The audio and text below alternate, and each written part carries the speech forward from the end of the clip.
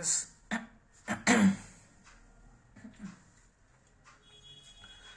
Yeah security valuation revision start చేస్తున్నాం. ఇందులో టోటల్గా 15 టాపిక్స్ ఉన్నాయి. ఇక్కడ చూస్తున్నారు కదా, బేసిక్స్, తర్వాత equity share valuation, rights issue, buyback, తర్వాత బాండ్ కాన్సెప్ట్స్, ఇదంతా bond duration, bond valuation, bond forward rates, convexity, immunisation, ఇదంతా bond related concepts. And lastly money market instruments and repurchase option. So I can divide this. ఇది first portion related to equity shares. ఇది first of all ఇది basics. ఇది first portion. తర్వాత related to equity shares and ఇది related to bonds. And lastly this is related to money market instruments. So ఇందులో మనం first basics అనేది ఇప్పుడు మనం స్టార్ట్ చేయబోతున్నాం. Very simple basics. Already CA intermediate basics ఏవి, like formulas, nothing but formulas. P ratio, return on equity, ఇవన్నీ నార్మల్గా జనరల్గా ఫార్ములాస్ నేను ఇక్కడ రాస్తున్నాను. ఓకేనా? వన్స్ చూసుకోండి, ఫార్ములాస్ చాలా సింపుల్. మెయిన్గా మనకి యూజ్ అయ్యే ఫార్ములా ఇది ఒకటి. జీ అంటే growth rate is equals to b into r. B అంటే రిటెన్షన్ రేషియో, ఆర్ అంటే return on equity. Retention ratio అంటే బిజినెస్లో ప్రాఫిట్ని ఎంత రిటైన్ చేస్తున్నాం అనేది. వచ్చిన ప్రాఫిట్లో టోటల్లో అందులో డివిడెండ్ తీసేస్తే మనకు మిగిలింది రిటెన్షనే. అది ఇంటూ రిటర్న్ ఆన్ ఈక్విటీ పైన మనం ఎంత రిటర్న్ అర్న్ చేస్తున్నాం అనేది. రిటర్న్ ఆన్ ఈక్విటీ అంటే ఏంటి? ఇక్కడ మనకి ఈక్విటీ అంటే equity share capital, reserves and surplus, అంతే. ఒకవేళ మన ప్రిలిమినరీ ఎక్స్పెన్సెస్ ఉంటే we have to deduct that preliminary expenses. Otherwise equity share capital and reserves and surplus, అంతే. ఈక్విటీ అన్నా, నెట్వర్త్ అన్నా, బుక్ వాల్యూ అన్నా, all means one and the same. ఇది first. Next మనకి టచ్ అయ్యేది capital gearing ratio. Capital gearing ratio అంటే debt plus preference share capital divide by equity share capital and reserves and surplus. వీళ్ళు వచ్చేసి owners. Capital రీపేమెంట్లో least preference వీళ్ళకి. Equity shares plus reserves and surplus, ఇది owners fund, share holders funds. Debt and preference capital ఇది outsiders. Preference కూడా share capital అయినప్పటికీ కూడా దానికి మనం ఇండియాస్ ఫైనాన్షియల్ ఇన్స్ట్రుమెంట్స్లో చూసాం, preference share capital is not considered as an equity. అది ఒక లయబిలిటీ లాగానే మనం అజ్యూమ్ చేసుకుంటాం. So therefore debt capital plus preference capital divide by equity plus reserves and surplus, ఇది capital gearing ratio. Very important. తర్వాత ఇక్కడ ఒక clarification, total asset turn over ratio ఇంకా assets to sales ratio. Total assets turn over ratio అంటే turn over పైన వస్తుంది, total assets కింద వస్తుంది. అసెట్స్ టు సేల్స్ అంటే అసెట్స్ పైన వస్తుంది, సేల్స్ కింద వస్తుంది. ఇది ఒక్కటి మనం గుర్తుపెట్టుకోవాలి, కన్ఫ్యూజ్ అవ్వకుండా, అంతే. నెక్స్ట్ కమ్స్ ఇంకొకటి డివిడెండ్ కాన్సెప్ట్. డివిడెండ్ అంటే జనరల్గా క్వశ్చన్లో డివిడెండ్ అని ఒకటి చెప్పారనుకో, dividend will be given on face value. ఒకవేళ డివిడెండ్ ఈల్డ్ పర్సెంటేజ్ ఇచ్చారనుకో, we have to assume that, we have to understand that dividend will be given on market price. When dividend payout ratio is given, payout percentage is given, then such payout will be from earnings. So this is a clarity. Next comes time value of money concept. Time value of money lo present value into 1 plus r to the power of n. n ante period, r ante rate of interest. Present value formula, present value equal to future value divided by 1 plus r to the power of n. ఇది 1 divided by 1 plus r to the power of n, దీన్ని మనం present value factor అంటాం. అట్లనే 1 plus r to the power of n, దీన్ని మనం future value factors అంటాం. Future value ఫ్యాక్టర్స్ని present cash ఫ్లోతోని మనం మల్టిప్లై చేస్తే we get future value. Similarly present value ఫ్యాక్టర్ని ఫ్యూచర్ వాల్యూ ఫ్యాక్టర్తో మల్టిప్లై చేస్తే వీ గెట్ ప్రెజెంట్ వాల్యూ. ఓకేనా? Next important concept perpetuity. Perpetuity అంటే ఏంటంటే లైఫ్ లాంగ్ క్యాష్ ఫ్లోస్ రావడం. So future cash flows life long వస్తూ ఉంటాయి ఇన్ఫినైట్ పీరియడ్ వరకు. దాన్ని ప్రెజెంట్ వాల్యూకి ఎలా తీసుకొస్తాం? This is a formula. Perpetual cash flows divided by discounting rate. జనరల్గా discounting rate is key, that's why return here key, but it's discounting rate. Next, ఒకవేళ perpetual cash flows ప్రతి year grow అవుతూ ఉన్నాయి అనుకోండి. In that case this is a formula. Perpetual cash flow divide by discounting rate minus G. This is a formula. So ఈ star mark పెట్టినవి security valuation చాప్టర్లో మనకి useful అవుతాయి. Next, this is very very important. Time value of మనీలో పర్పెచువిటీ కాన్సెప్ట్లో మనకి ఈ concept చాలా ఇంపార్టెంట్. సెక్యూరిటీ వాల్యుయేషన్లో దీన్ని మనం 2-stage డివిడెండ్ డిస్కౌంట్ మోడల్కి యూజ్ చేస్తాం. It's very simple. ఫస్ట్ ఒక టైం లైన్ తీసుకుంటే ఇయర్ 0, ఇయర్ 1, ఇయర్ 2 అట్లా సో ఆన్ తీసుకుంటే we are standing on year 0. Year 1కి ఒక discrete amount of cash flow వచ్చింది. ఇయర్ 2కి కూడా ఇంకొక క్యాష్ ఫ్లో వచ్చింది. ఇయర్ 3 నుండి life long same cash flows పర్పెచువల్గా వస్తాయని చెప్పారనుకోండి. అంటే certain uneven cash flows for certain period, thereafter perpetual cash flows. వీటికి ప్రెజెంట్ వాల్యూ ఎలా కనుక్కుంటాం? సింపుల్. ఫస్ట్ ఆఫ్ ఆల్ ఈ అన్ఈవెన్ క్యాష్ ఫ్లోస్ ఏవైతే ఉన్నాయో దానికి ప్రెజెంట్ వాల్యూ కనుక్కోండి. దాని తర్వాత ఈ పర్పెచువల్ క్యాష్ ఫ్లోస్కి ఏదైతే ఉందో మనం ఇందాక డిస్కస్ చేసిన ఫార్ములాని బట్టి మనం ఈ పర్పెచ్యుటీకి ప్రెజెంట్ వాల్యూ కనుక్కోవాలి. దానికి ఇది formula, present value of terminal cash flows. ఏంటి కాన్సెప్ట్ ఏంటంటే, ఇయర్ 3 నుండి పర్పెచువల్ క్యాష్ ఫ్లోస్ వస్తున్నాయి అనుకో, ఇక్కడ ఇయర్ 2 యొక్క క్యాష్ ఫ్లో తీసుకుంటాం. ఇది ఇయర్ 2 యొక్క క్యాష్ ఫ్లో తీసుకుంటాం. దానికి గ్రోత్ రేట్ యాడ్ చేస్తే అది ఇయర్ 3 అవుతుంది. ఓకేనా? ఈ growth rate divide by KE minus C. This is nothing but your perpetuity formula. ఓకేనా? This is nothing but your perpetuity formula. దీన్ని మనం ప్రెజెంట్ వాల్యూకి తీసుకొస్తున్నాం, ఆ అమౌంట్ ఇది. సో అన్ఈవెన్ క్యాష్ ఫ్లోస్ది ప్లస్ పర్పెచువిటీది ఈ రెండు యాడ్ చేస్తే we will get the answer. అయిపోయింది, basics completed. Now will go with the most important equity share valuation. Equity share valuation అంటే నార్మల్గా మనకి ఇక్కడ 3 మెథడ్స్ ఉన్నాయి ఈక్విటీ షేర్ వాల్యుయేషన్కి. Dividend based model, earning based model, cash flow based model. ఈ cash flow based model అనేది we will discuss in another chapter. But as of security valuation is concern, dividend based model, earning based model is there. ఈ రెండు మోడల్స్లో కూడా dividend based model is very important. Earning based మోడల్లో hardly 4-5 formulas ఉన్నాయి అంతే. Dividend based మోడల్లో first dividend growth model. ఇది formula. V0 is nothing but value of the share, intrinsic value. Theoretical value అన్నా ఇంట్రెన్సిక్ వాల్యూ అన్నా ఒకటే. క్వశ్చన్లో if they are asking to find out the value of shares or intrinsic value or theoretical value, both everything means the same. So V0 is equals to D1 divided by KE minus G. This is a formula. D1 ఎలా వచ్చిందంటే D0 into 1 plus growth. D0కి growth add చేస్తే మనకి D1 వచ్చింది. D0 into D1 ఏంటంటే dividend. క్వశ్చన్లో ఏం చెప్పకపోతే అజ్యూమ్ ఇట్ యాజ్ D1 అని మనం అజ్యూమ్ చేసుకోవాలి. కానీ కొన్ని వర్డింగ్స్ ఉంటాయి, లైక్ డివిడెండ్ అమౌంట్ ఇన్కమ్ స్టేట్మెంట్లు ఇచ్చేస్తారు. లేకపోతే క్వశ్చన్ వర్డింగ్స్ ఎట్లా ఉంటాయి అంటే dividend paid or company pays the dividend అని ఇట్లాంటి వర్డింగ్స్ ఇస్తే we should understand that it is D0, it is not D1. So D1 into 1 plus growth rate add చేస్తే will get D1. D0 into 1 plus growth rate add చేస్తే will get D1. So D1 divided by KE minus G. Next G అంటే మనం ఇందాక చూసాం, retention ratio into return on equity. So D1 కనుక్కుంటాం. G క్వశ్చన్లో ఇస్తారు, ఒకవేళ ఇవ్వకపోతే మనం ఈ ఫార్ములా యూజ్ చేసి కనుక్కుంటాం. నెక్స్ట్ కేఈ ఎలా కనుక్కోవాలి?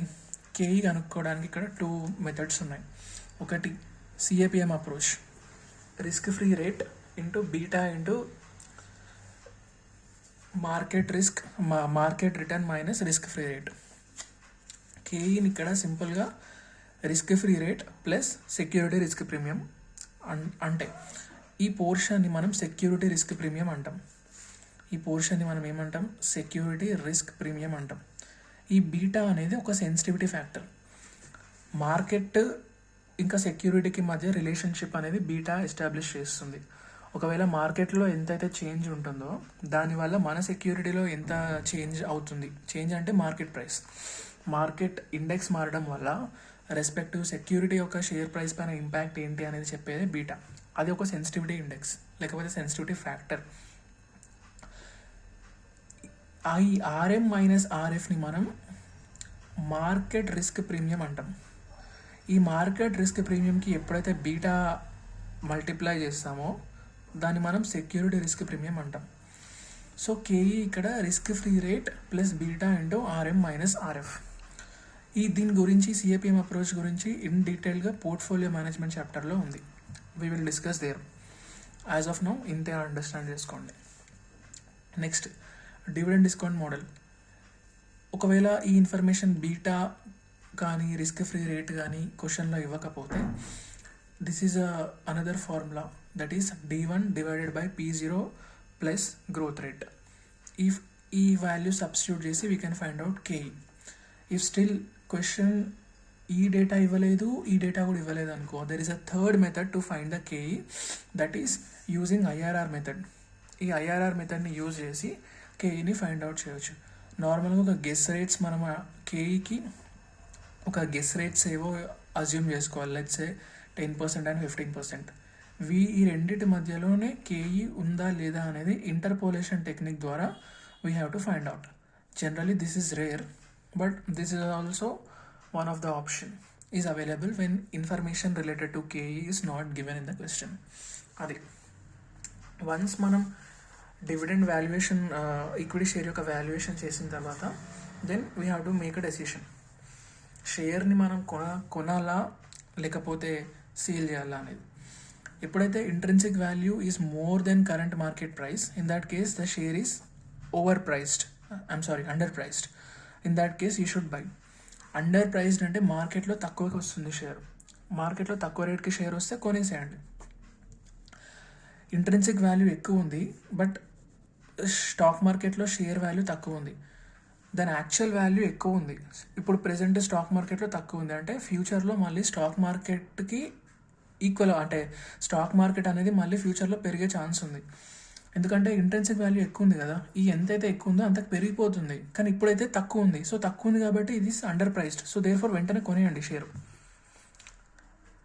ఒకవేళ ఇంట్రెన్సిక్ వాల్యూయే తక్కువ ఉంది, కరెంట్ మార్కెట్ ప్రైసే ఎక్కువ ఉంది అంటే ఉండాల్సిన వాల్యూ కంటే షేర్ ఎక్కువ ఉంది, రేట్ ఎక్కువ ఉంది, ఇట్ ఈస్ ఓవర్ ప్రైస్డ్. అమ్మేసేయండి. షేర్ అయితే ఎప్పుడైతే ఓవర్ ప్రైస్ అయిందో అమ్మేసేయండి, మీకు డబ్బులు వస్తాయి. మళ్ళీ షేర్ పడిపోయినప్పుడు అమ్మితే లాస్ అవుతారు. సో ఓవర్ ప్రైస్ ఉన్నప్పుడు సేల్ చేసేసేయండి షేర్ని. ఒకవేళ intrinsic value and current market price equal ఉంటే that is fairly priced. Either we can buy the share or we can hold the share. అంతే. So this is equity valuation. ఈ equity వాల్యుయేషన్లో ఈ dividend discount model చూసాం. ఇంకొక method కూడా ఉంది, that is called as 2-stage dividend discount model. ఇందాక మనం ఈ కాన్సెప్ట్ నేర్చుకున్నాం కదా, present value of uneven cash flows, terminal cash flow, perpetual cash flows అని. అదే కాన్సెప్ట్ ఇది. ఒక షేర్ ఉంది, ఆ షేర్ పైన మీకు డివిడెండ్ వస్తూ ఉంది. So first year, second year, third year అట్లా ఏదో డివిడెండ్ వచ్చింది. ఫోర్త్ ఇయర్ నుండి ఈ మొత్తం ఇన్ఫినిట్ పీరియడ్ వరకు ఇంకొక డివిడెండ్ వస్తుందని క్వశ్చన్లో ఇస్తారు. So identify it is a 2-stage dividend discount model. అది 2-stage డివిడెండ్ డిస్కౌంట్ మోడల్ కాబట్టి ఈ టైం వాల్యూ ఆఫ్ మనీలో మనం ఈ కాన్సెప్ట్ నేర్చుకున్నాం కదా, అప్లై దిస్ కాన్సెప్ట్. అంతే. డిస్క్రీట్ డివిడెండ్ని ప్రెజెంట్ వాల్యూ కనుక్కోండి, దానికి పర్పెచువల్ డివిడెండ్ యొక్క ప్రెజెంట్ వాల్యూ కనుక్కొని యాడ్ చేసేయండి. So therefore we're done with equity share valuation. Equity share వాల్యుయేషన్లో డివిడెండ్ బేస్డ్ మోడల్ కంప్లీట్ అయిపోయింది. Next comes earning based models. ఇదే అర్నింగ్ బేస్డ్ మోడల్లో earnings growth formula PE multiple approach, Gordon's formula, Walter's model, Walter's formula అనేది ఉంది. Just look at the formulas అంతే.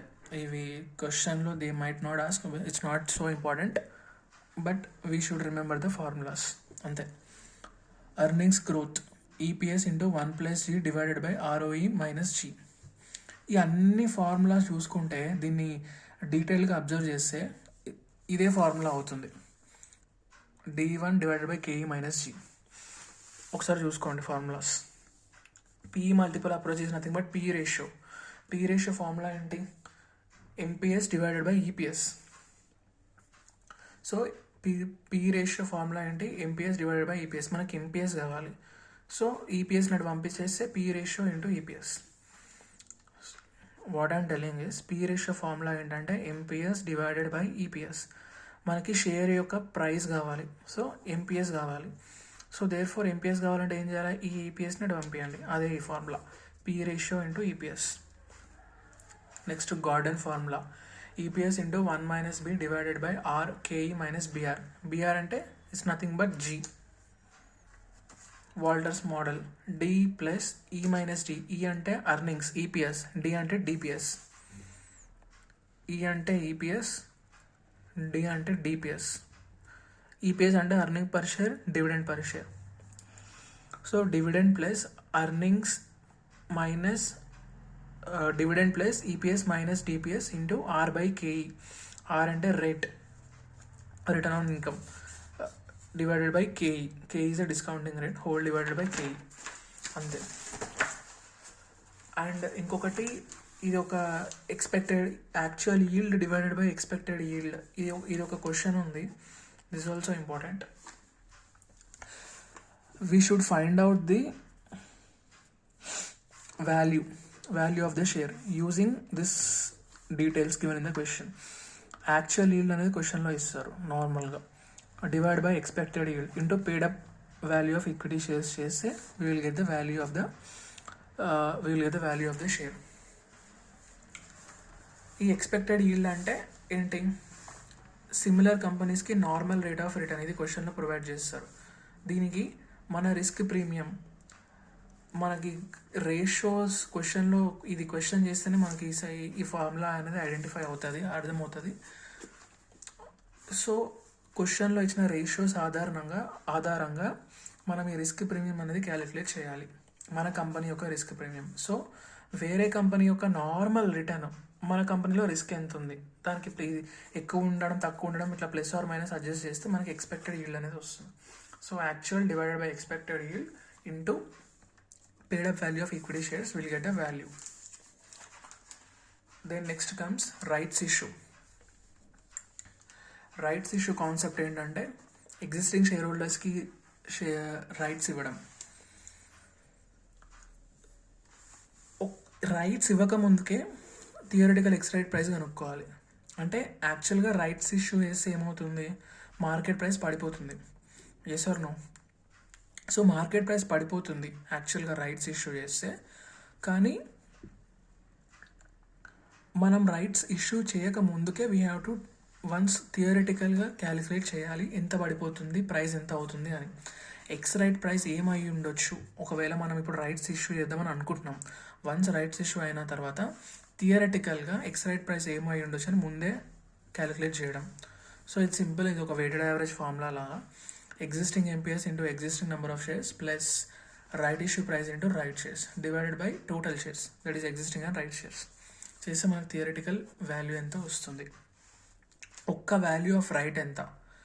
ఈ X right price present అంటే right issue తర్వాత వచ్చిన ప్రైస్ మనకు రైట్ ఇష్యూ ప్రైస్ మైనస్ చేస్తే ఒక్క రైట్ వాల్యూ అనేది ఎంతో తెలుస్తుంది.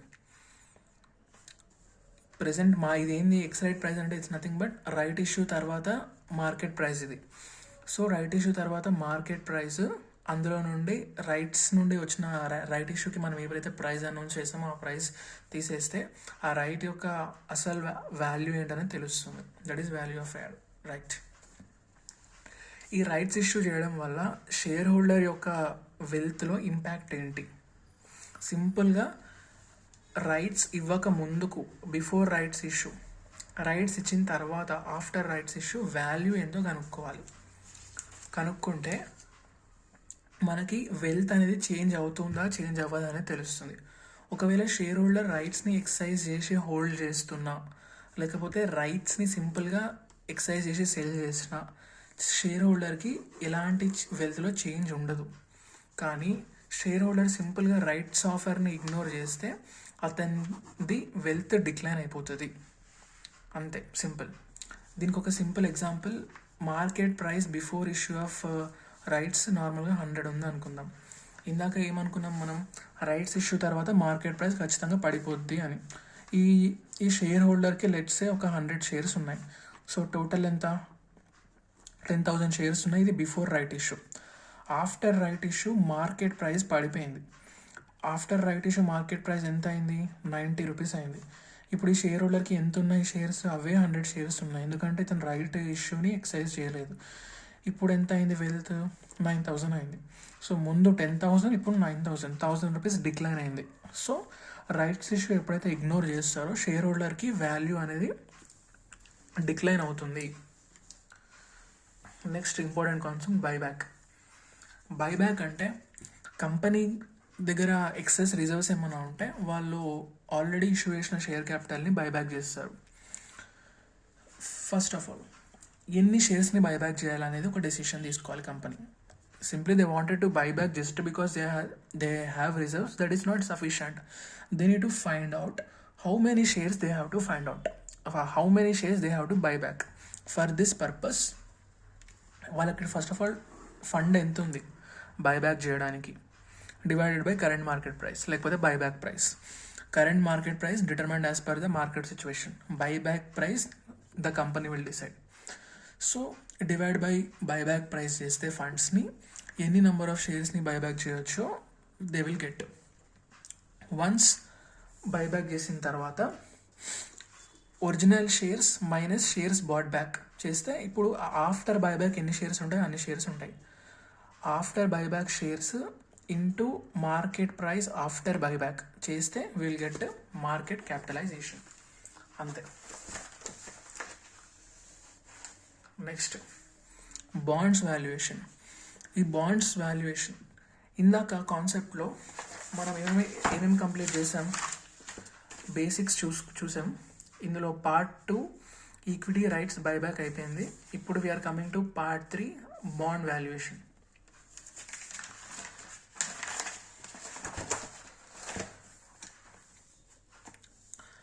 బాండ్స్ జనరల్గా 3 టైప్స్ ఉంటాయి, redeemable bonds, irredeemable bonds, zero coupon bonds. ఏంటి మీనింగ్ ఏంటి? రీడీమబుల్ బాండ్స్ అంటే కంపెనీ జనరల్గా ప్రతి ఇయర్ ఇంట్రెస్ట్ పే చేస్తుంది, అదేవిధంగా మెచ్యూరిటీ టైంకి ప్రిన్సిపల్ అమౌంట్ కూడా పే చేస్తుంది, అది redeemable bonds.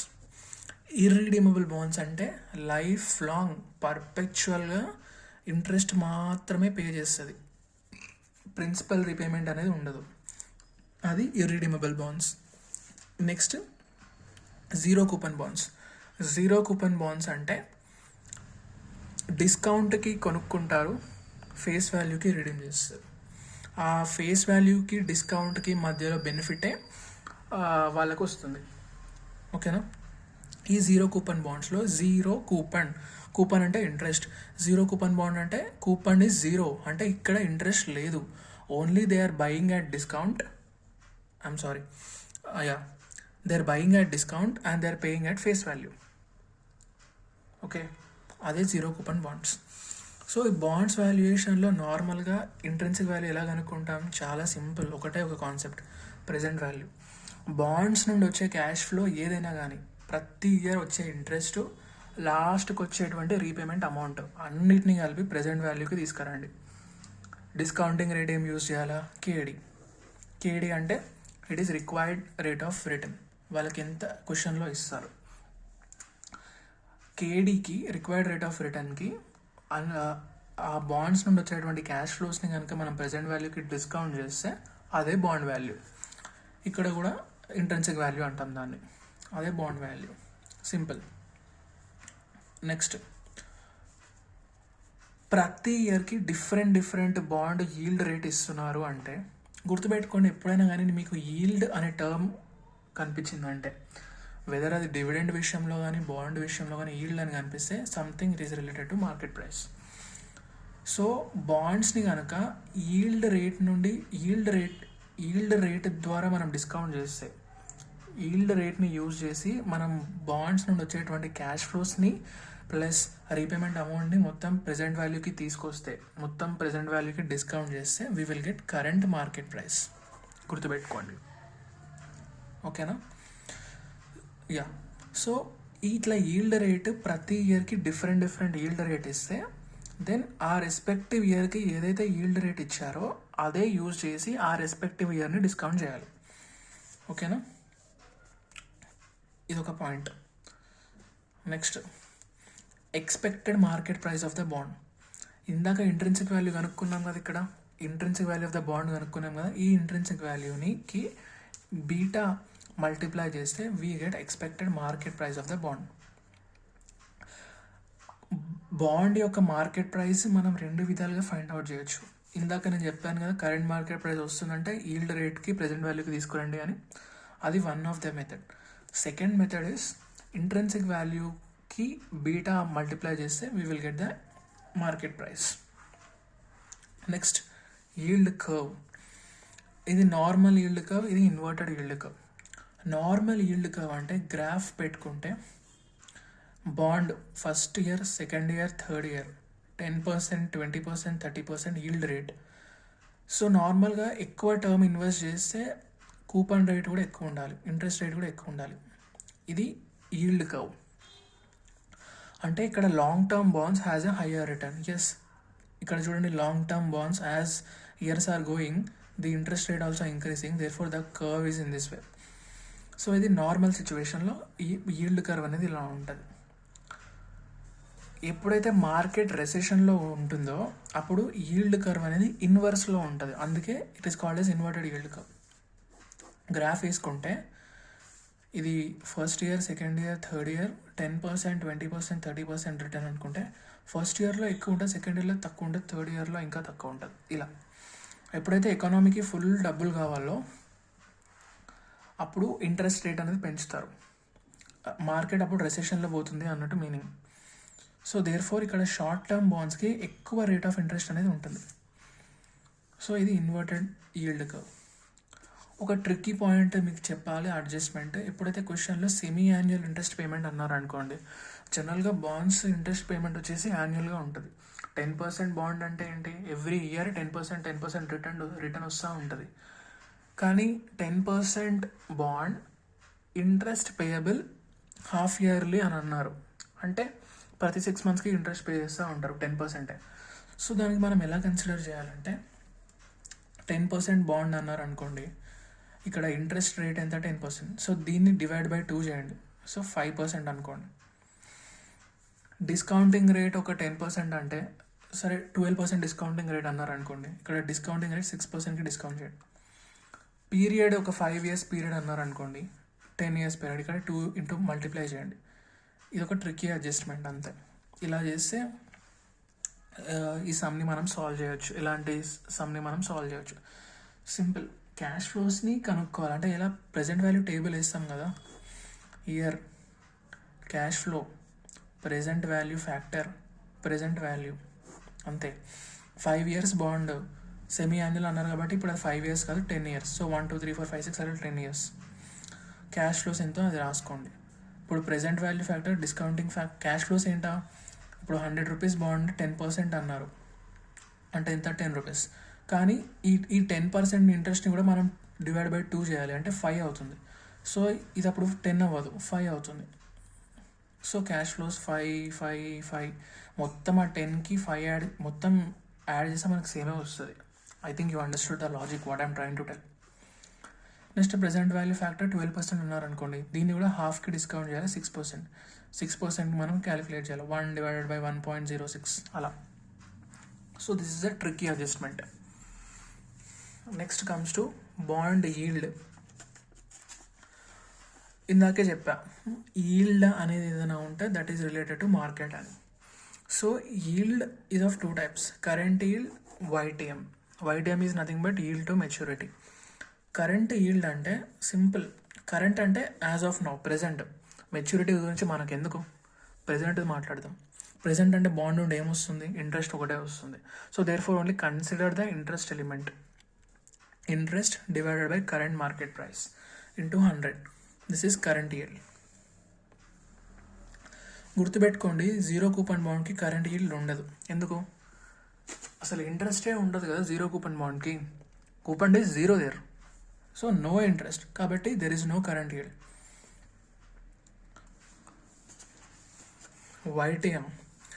YTM is nothing but present value of all future cash flows, whatever cash flows we are getting from the bond, వాటిని ప్రెజెంట్ వాల్యూకి డిస్కౌంట్ చేయడమే, అంతే.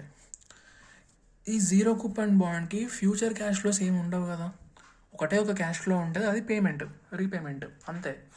So whatever amount we're getting that is face value. Zero coupon bond is always redeemed at face value. So face value divided by current market price into power 1 by n. n అంటే time period minus 1. ఇది formula. This we have to remember. This is very similar to MIRR formula. Capital బడ్జెటింగ్లో MIRR formula ఒకటి ఉంటుంది. So future value divided by initial investment to the power 1 by n minus 1. ఇది సిమిలర్గా ఉంది, same logic, same concept కాబట్టి.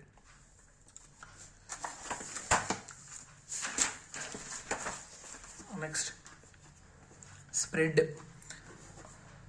Spread అంటే ఏంటంటే yield spread అన్న, స్ప్రెడ్ ఆఫ్ ఈల్డ్ అన్న, బాండ్ రిలేటెడ్ స్ప్రెడ్ అన్న ఒకటే. YTM ఆఫ్ అవర్ బాండ్, మన బాండ్కి YTM, సిమిలర్ బాండ్కి YTM, ఈ రెండింటి మధ్య కంపేర్ చేస్తే అదే spread. Next realized yield. Realized yield అంటే it's nothing but just now we have discussed నా జీరో కూపన్ బాండ్కి అదే formula. Total payments received on maturity divide by current market price to the power 1 by n minus 1. ఇక్కడ total payments అంటే this can include both your interest as well as your repayment.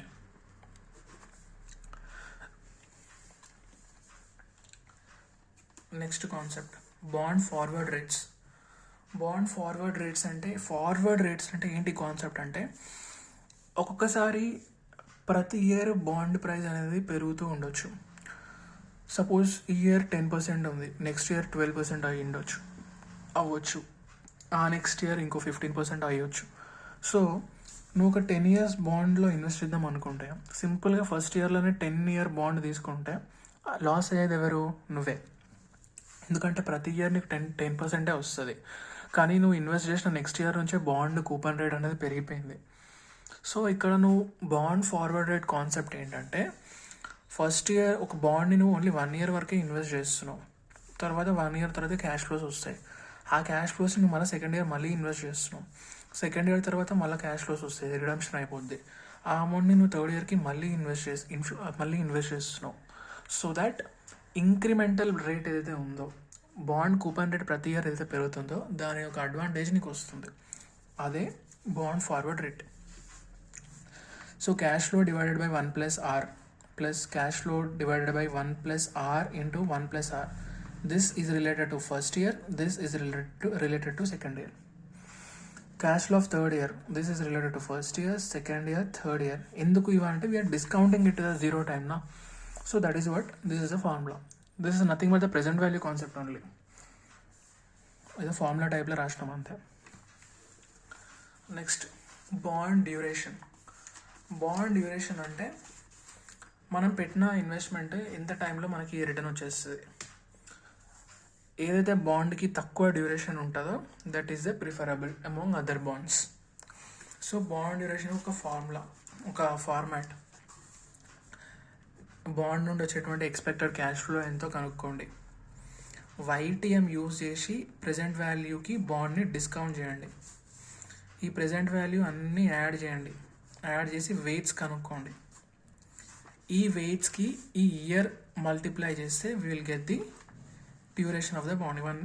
ఇక్కడ ఈ weights into year రాయండి. So total we get the duration here. This is a bond duration. Next modified duration. Modified duration అంటే volatility. So ఇక్కడ ఎంతైతే మనం bond duration calculate చేసినామో అది bond duration divided by 1 plus YTM చేస్తే will get the modified duration. అంతే. So టోటల్గా మనం ఎన్ని కంప్లీట్ చేసినాం?